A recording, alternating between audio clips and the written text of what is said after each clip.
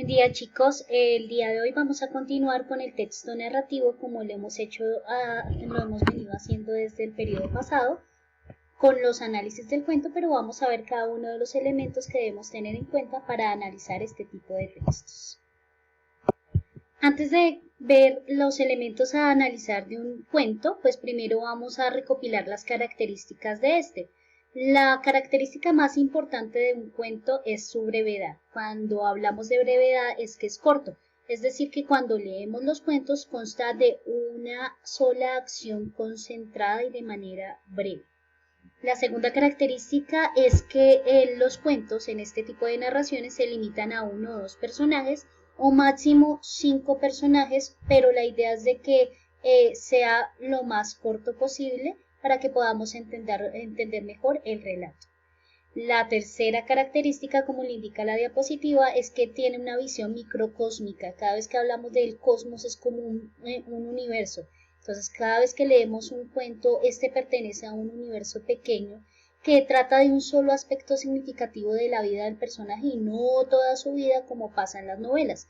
A diferencia de las novelas son textos narrativos muy parecidos a los cuentos, pero es en su mayor extensión y está dividida por capítulos en donde nos cuentan con muchos más detalles toda la vida del personaje y los personajes que están alrededor de él, como por ejemplo lo podemos ver en la saga de las novelas de Harry Potter. Como última característica, también los cuentos están escritos en prosa. Cada vez que hablamos de en prosa es cuando el texto ocupa todas las líneas a lo ancho de la página. Eso es lo que llamamos prosa. Para iniciar el análisis, pues lo primero que tenemos que tener en cuenta es el autor. Cuando hablamos del autor, es el escritor o quien crea el cuento o el texto narrativo del que estemos hablando. Cada vez que analicemos el autor del cuento debemos mirar la identificación del autor dentro de su época. Tenemos que estar pendientes del año en que nació, del año en que murió y en la época por la cual está enmarcada toda su vida.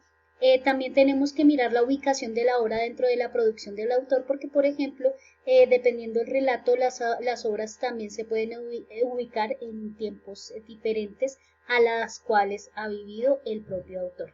El ejemplo que tenemos en la diapositiva, la foto pertenece a Horacio Quiroga, que es el escritor del cuento que leímos del Almohadón de Plumas.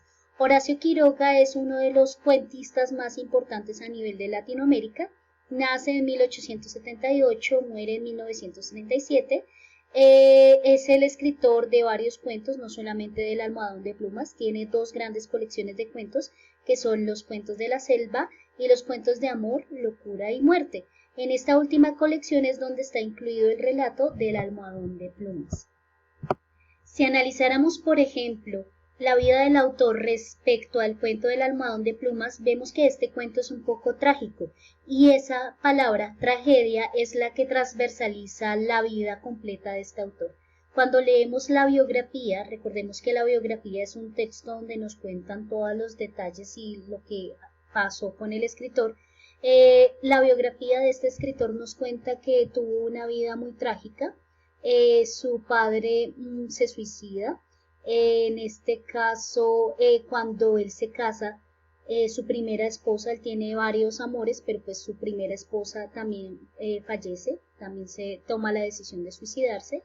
Y él también accidentalmente mata de un tiro a uno de sus mejores amigos, que también fue un escritor. Como su vida fue marcada por tanta tragedia, pues también el autor decide suicidarse. Entonces, por ejemplo, en este tipo de cuentos, como la colección que él tiene de cuentos de amor, locura y muerte, pues la tendencia es que los temas de estos cuentos son trágicos, como le pasa a nuestra protagonista principal, que es Alicia, en el Almohadón de Plumas. El segundo aspecto a analizar es el título. El título también podemos mirarlo, qué significa de acuerdo con el relato. De acuerdo a la diapositiva podemos ver que el título puede tener un significado literal, es decir, cuando el título está ligado directamente con algún personaje, el ambiente o el escenario del cuento o el tema como tal de este. El título del cuento también puede ser simbólico, no necesariamente tiene que ir directamente a lo que nos dice palabra por palabra, sino también puede haber algo oculto dentro de él. Y por último, el título también puede ser metafórico, es decir, que puede hacer una comparación entre dos objetos relacionados con la obra o, como lo veíamos en la diapositiva anterior, con la vida del autor.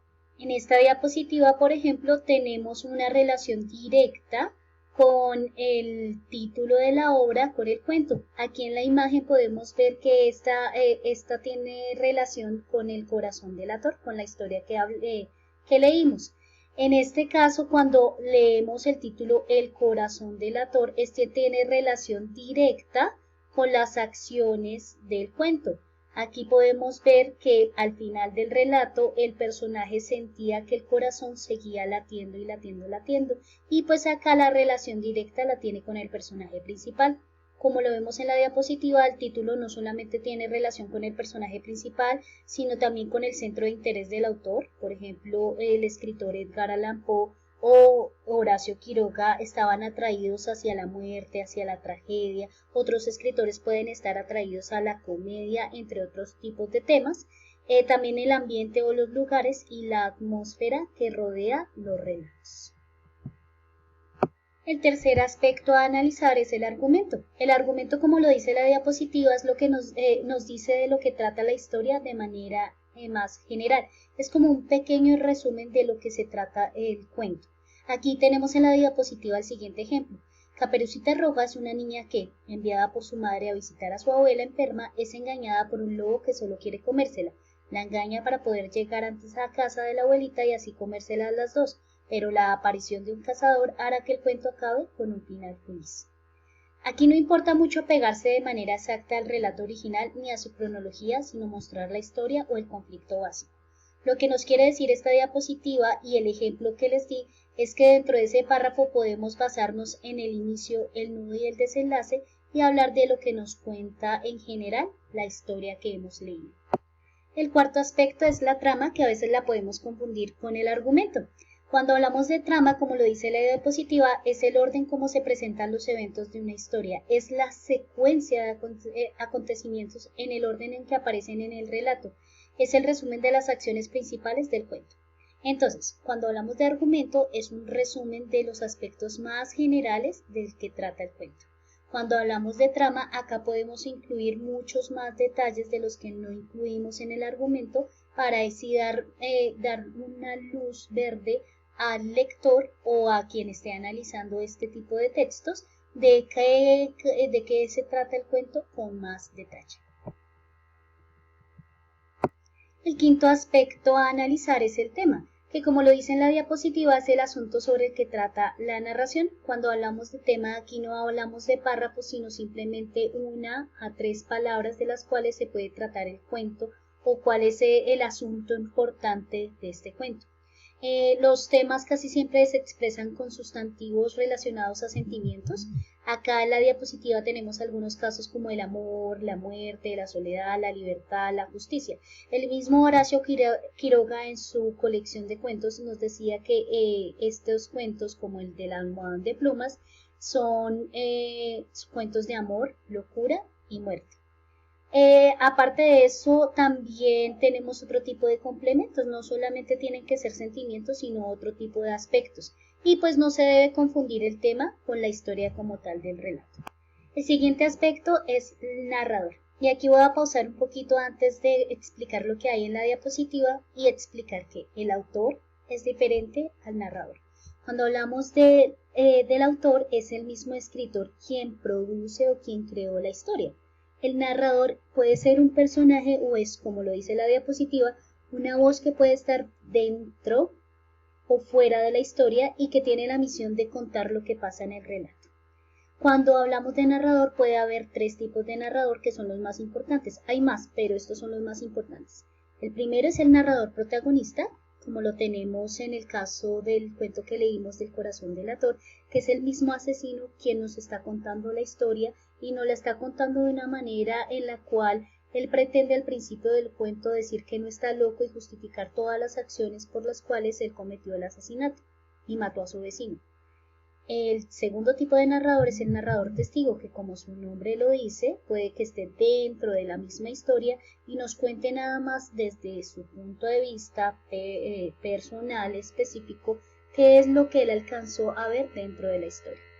Y tenemos el narrador omnisciente, que por ejemplo lo tenemos en otra historia que leímos que fue El crimen casi perfecto, que es una voz que está fuera de la historia, nos cuenta qué pasó en ella y pues como su nombre lo dice es omnisciente. Aquí en la diapositiva vemos un ojito que es el narrador omnisciente, es la voz que todo lo ve, sabe qué es lo que piensan los personajes, sabe toda la historia y sabe todo lo que pasa dentro del relato. El siguiente aspecto son los personajes, pues sin ellos, ¿qué sería un cuento? Cuando hablamos de los personajes siempre tenemos una división y casi los encasillamos en los buenos y en los malos. Cuando hablamos de personajes, pues también hablamos de personajes principales y personajes secundarios. Con los personajes principales tenemos a los protagonistas, que es el personaje en cual torna casi todas las acciones que tenemos en el cuento. Los antagonistas, que son los personajes contrarios al personaje, y los personajes secundarios son aquellos que pues son importantes para la obra, pero pues que le ayudan o son como los asistentes del personaje principal. Cuando leemos cualquier tipo de cuento y sobre todo las tres historias que leímos, nos vamos a dar cuenta que es a través de las descripciones que nos da el narrador que podemos conocer a cada uno de los personajes principales y secundarios que tenemos en nuestras historias. Por ejemplo, en El crimen casi perfecto nos podemos dar cuenta a través de la narración y de la descripción todos los detalles del crimen, que pues obviamente lo van a solucionar al final del cuento, y las razones por las cuales el asesino tomó esa decisión. También podemos darnos cuenta por todas las características físicas y las cualidades y los valores morales que tenía la señora Stevens dentro de la historia. El siguiente aspecto es el conflicto, que son los problemas que se le presentan a cada uno de los personajes o al personaje principal dentro del cuento, y podemos darnos cuenta que debajo del dibujo tenemos los diferentes tipos de conflicto que se pueden presentar en una historia. Tenemos el personaje contra un personaje, el personaje contra el pueblo, el personaje contra el sistema, el gobierno, la sociedad, el personaje en contra de la naturaleza o el personaje en contra de sí mismo, como lo vemos en El corazón de la torre. Los últimos aspectos que tenemos en la diapositiva es el tiempo y el lugar. Cada vez que hablamos de tiempo es la época del momento en que se sitúa la narración, que pueden ser horas, minutos, años, días. También es el tiempo que dura los acontecimientos narrados durante la historia, que también puede ser durante toda una vida, como pasa en las novelas. Y también tenemos el lugar, que es el espacio físico en donde se desarrollan las diferentes acciones de los cuentos. Estos lugares pueden ser imaginarios, como por ejemplo Macondo con Gabriel García Márquez, pueden ser reales, pueden ser mágicos, como los cuentos de hadas, entre otros aspectos.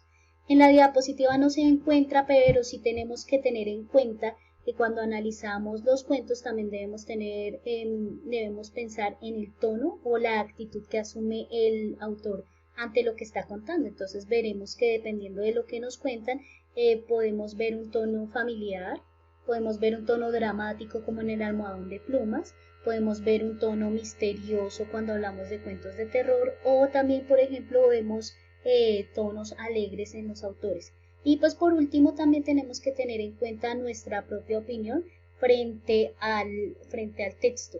¿Qué nos pareció el texto? ¿Qué nos puede ofrecer el cuento? Y si es interesante o no y por qué. Obviamente siempre tenemos que justificar nuestras respuestas. Espero que les haya gustado esta explicación y pues nos vemos en la siguiente clase. Chao chicos.